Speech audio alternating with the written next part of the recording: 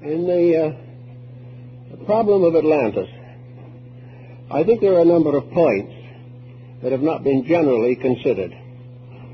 We think of Atlantis as an island, probably somewhere in the Atlantic, and probably about in the location of the present Azores Islands. But actually, Atlantis was a diffusion. If you buy a map now of the world as it is today, we can say that that is the modern distribution. But to have a map of Atlantis as it was in the time of its glory, you would have to have a map of the entire planet, because it was a distribution.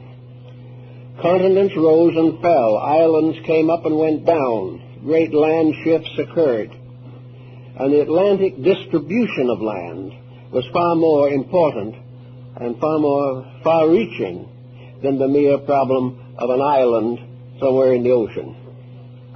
So we have to think of Atlantis in relationship to a complete pattern of the planet. As Plato clearly points out, the island of Posidonis, which we now think of as Atlantis, was the last fragment of a great empire. It is the last surviving part, and is supposed to have disappeared under the ocean about 12,000 years before the Trojan War, which would make it about 15,000 years ago. Now, in connection with the problem of Atlantis, I think the next thing we have to study is the name. Plato refers to the mysterious empire as Atlantis. He probably received this name, or secured it, from Solon, who in turn had received it from the priests of the Egyptian temple at Sais. Now, the word Atlantis, or its root, is not Egyptian, and it is not Greek. No one seems to be able to trace the origin of the name. It appears on two very important phases of ancient mythology, Atlantis and Atlas. And the root is ATL, Atal. Now, if we look to find a language in which that word or that root is permissible or was used, we find you'd have to come to the Western Hemisphere, because Atal was one of the month names of the Mayas. It also has more than just a name significance. Its glyph, or its symbol, is a deluge.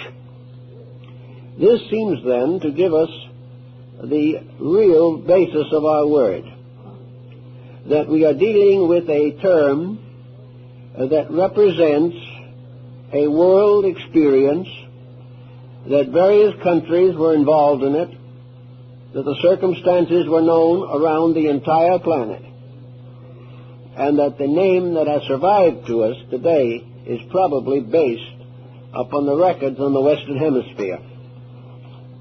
Now, if we take the general term to represent this mysterious region, we then can find from the Codex Troano, which is in the museum in Madrid, one of the surviving documents of the Mayas, that this particular deluge is marked in the glyphs of the people.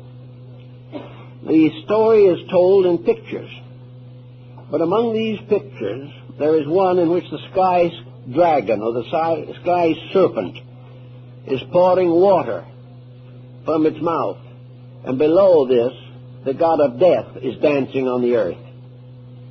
Now, this was a long time ago, long before the coming of the Spaniards, but the records even go much further than that. According to the Chinese, the previous existence before our present coming to this earth was destroyed. The previous world was destroyed by water, a tremendous deluge.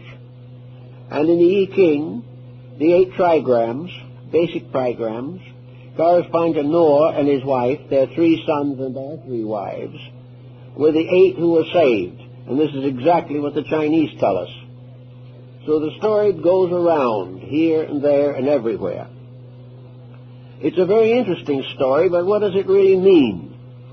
Is it merely an archaeological curiosity, or does it have some dynamic value for us today? I would like to think of Atlantis much as Lord Bacon did in his book, The New Atlantis, in which he says in very simple terms, the New Atlantis, which is America.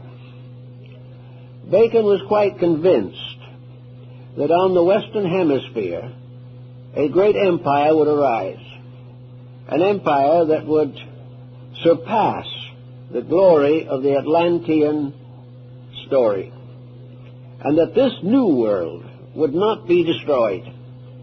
It would not turn against the gods.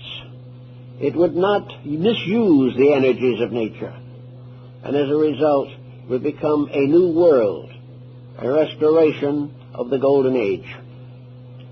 Now, when we study this Atlantean problem a little more carefully, we realize there have been a number of speculations on this.